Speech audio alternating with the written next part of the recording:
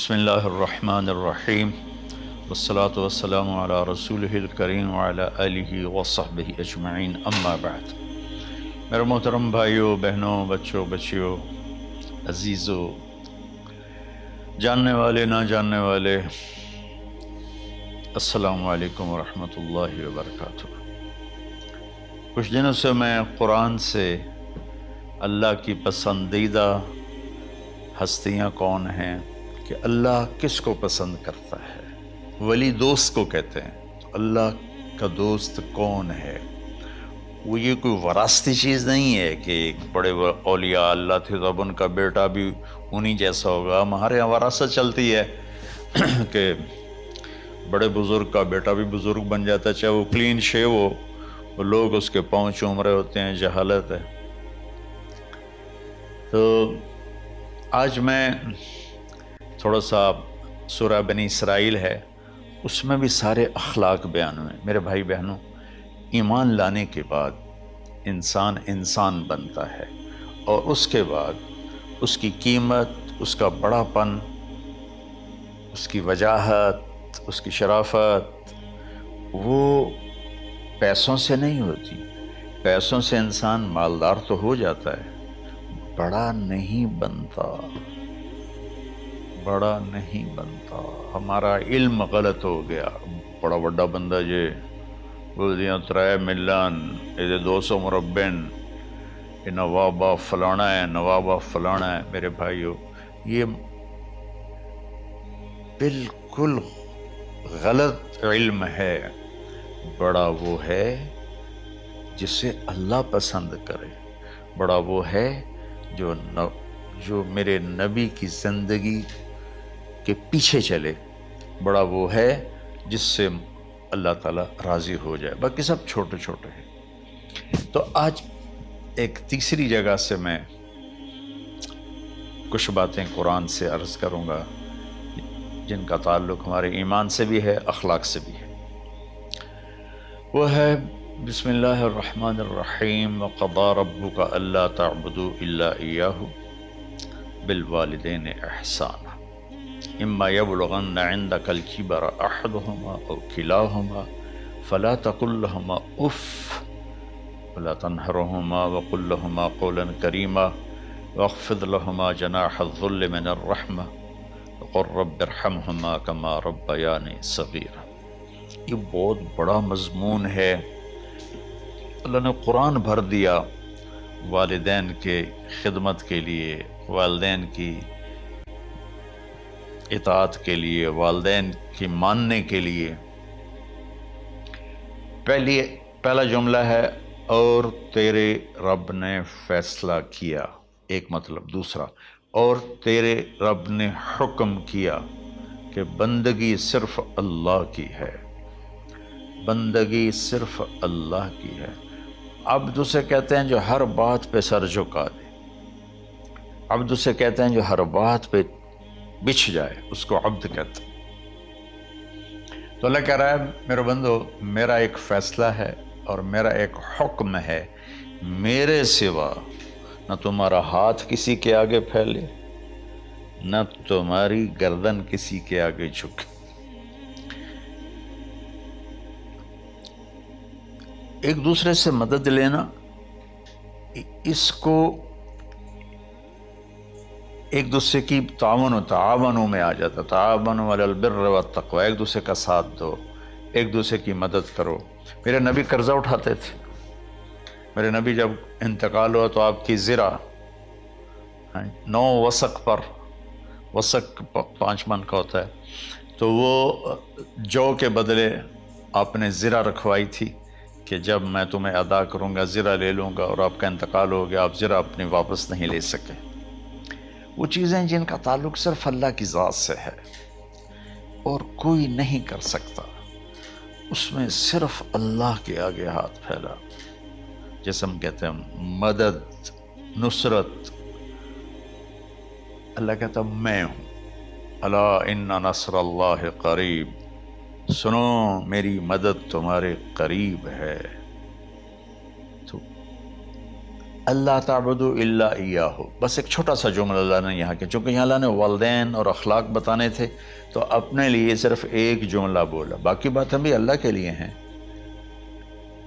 لیکن اللہ نے میری بندگی، اس بندگی سے مراد 5 وقت کی نماز نہیں ہے، حج، روزہ، زکوٰۃ نہیں ہے اس کی مراد، یہ ساری باتیں داخل ہیں، اور اس کے ساتھ 24 گھنٹے کی زندگی اللہ کی مرضی پر گزارو، نفع آئے تو شکر ادا کرو، نقصان ہو تو صبر کرو، برداشت کرو، پھر بھی شکر ادا کرو، کہ میرا رب یہ کہہ رہا ہے کہ میں نے صرف اللہ سے تعلق جوڑنا ہے۔ اللہ کے نبی نے اپنے چچا زاد بھائی عبداللہ بن عباس سے فرمایا کہ یا غلام، اے نوجوان، اوصیک بکلمات فاحفظھا، میں تمہیں چند باتوں کی وصیت کرتا ہوں، کیا؟ احفظ اللہ، احفظ اللہ یحفظک اللہ، یحفظک اللہ، اللہ کے اوامر کی حفاظت کر، اللہ تیری حفاظت کرے گا۔ احفظ اللہ تجدہ تجاہک، تو اللہ کے اوامر، اسلام، حلال حرام کی پہچان کر کے زندگی گزار تو اللہ کو ہر وقت تو اپنی مدد کے لیے تیار پائے گا۔ اور لمبی حدیث ہے، بنا عشاء کی نماز کا وقت ہو رہا ہے، اس میں وہ جملہ جو اس میرے مضمون سے متعلق ہے، وَإِذَا سَأَلْتَ فَاسْأَلِ اللَّهِ، جب بھی مانگو اللہ سے مانگو، جب بھی مانگو اللہ سے مانگو، اللہ کے سوا کوئی دینے والا نہیں ہے، صرف اللہ ہے دینے کے لیے۔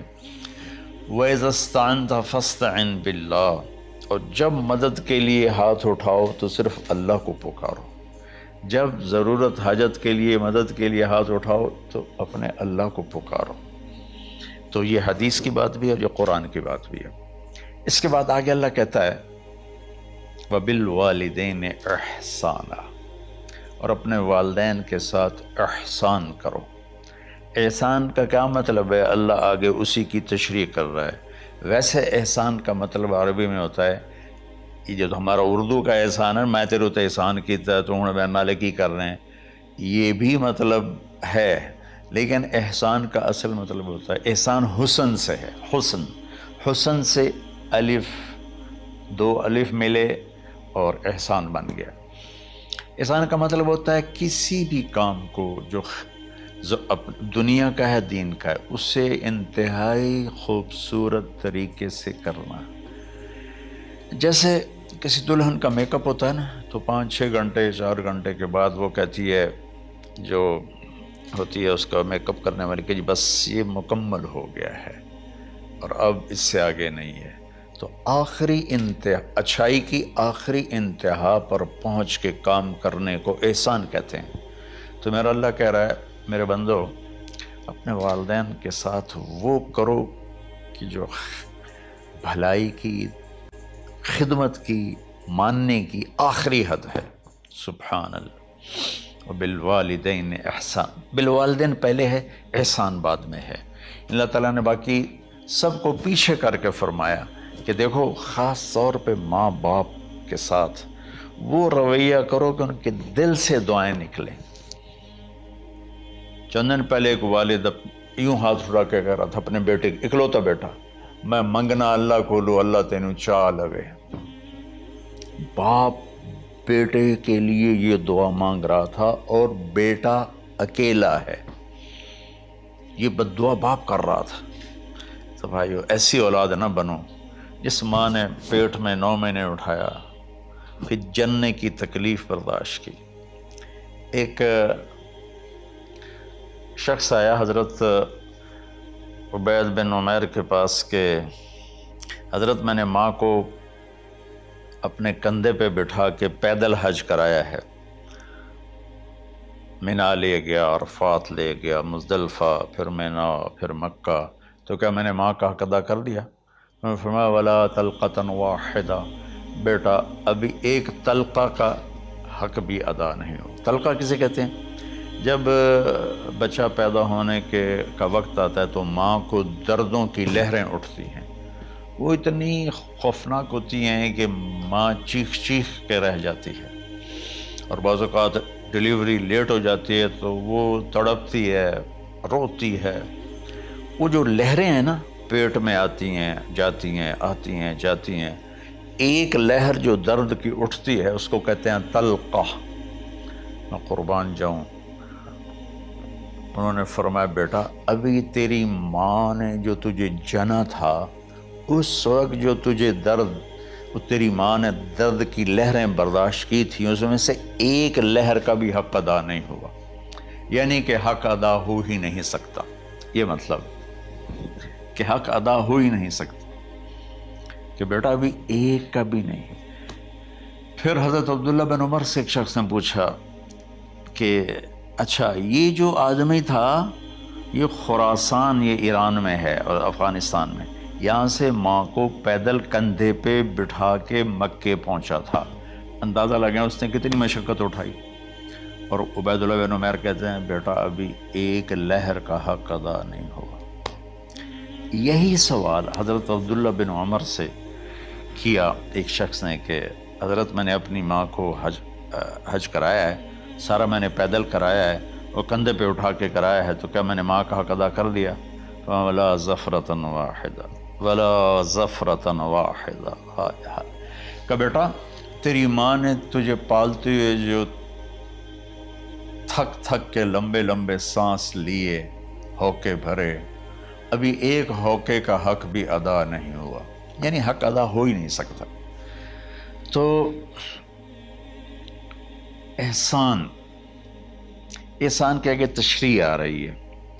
تو آج میں صرف اتنی بات کروں گا کہ میرے بھائیوں، میری بہنوں، میرے بچوں، میری بچیوں، اللہ کے واسطے ماں باپ کو دکھ نہ دینا ورنہ اللہ بھی ناراض ہو جائے گا۔ چند دن پہلے ایک بچہ بچی میرے پاس آئے، دونوں میڈیکل اسٹوڈنٹ تھے، کہیں کہ ہم شادی کرنا چاہتے ہیں۔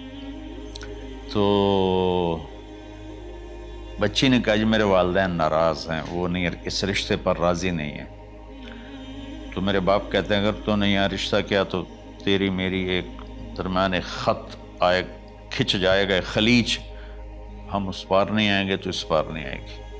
میں نے کہا بیٹی جس ماں نے تجھے 9 مہینے پیٹ میں پالا، 2 سال تجھے دودھ پلایا، تیری پوٹیاں پیشاب صاف کیا، تجھے پیمپر باندھے، تجھے اٹھ اٹھ کے راتوں کو اپنی چھاتی سے دودھ پلایا، کیا اب اس کا اتنا بھی حق نہیں کہ تم اس کی رائے کا احترام کرو؟ اتنا بھی حق نہیں ہے؟ تو میں نے کہا بیٹا میری کوئی رائے نہیں ہے، تو اگر تیرے ماں باپ راضی ہیں تو بسم اللہ ضرور کر، اگر راضی نہیں ہیں تو دیکھو موت تک تجھے ماں باپ کی دعا نہیں ملے گی، اور ماں باپ کی دعا نہ ملی تو کچھ بھی نہیں ملے گا۔